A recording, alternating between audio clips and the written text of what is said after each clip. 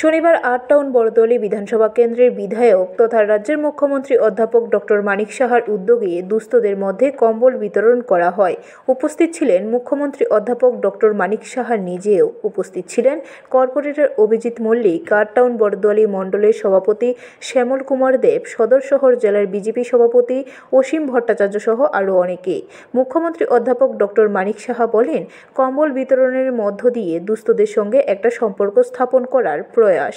তিনি বলেন, সকলকে নিয়ে এক ত্রিপুরা শ্রেষ্ঠ ত্রিপুরা গড়তে হবে। এই সরকার মানুষের জন্য কাজ করে। এটা ক্ষুদ্র প্রয়াস, আর কিছু না।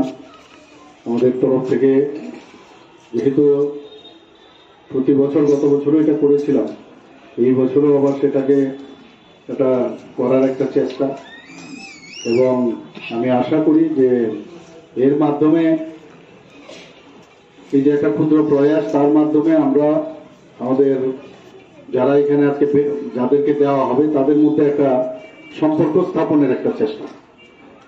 এবং আমি আশা করি আগামী দিন আমরা যেভাবে ত্রিপুরাকে সামনের দিকে আমাদের সরকার এবং আমাদের পার্টি মিলে আমরা যেভাবে কাজ করছি, এক ত্রিপুরা শ্রেষ্ঠ ত্রিপুরা তৈরি করার যে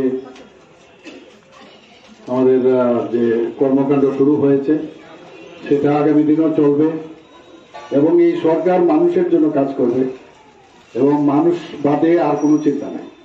একটা ইনফ্রাস্ট্রাকচার ডেভেলপমেন্ট, আবার আরেক দিকে মানুষের জন্য কাজ করা। আমাদের বিশেষ করে মা বোনদের জন্য চাকরির ক্ষেত্রে আপনারা জানেন যে প্রায় 33% রিজার্ভেশন আমরা রেখেছি। পিঙ্ক টয়লেটের ব্যবস্থা করছি আমরা। ব্যুরো রিপোর্ট, খবর ত্রিপুরা।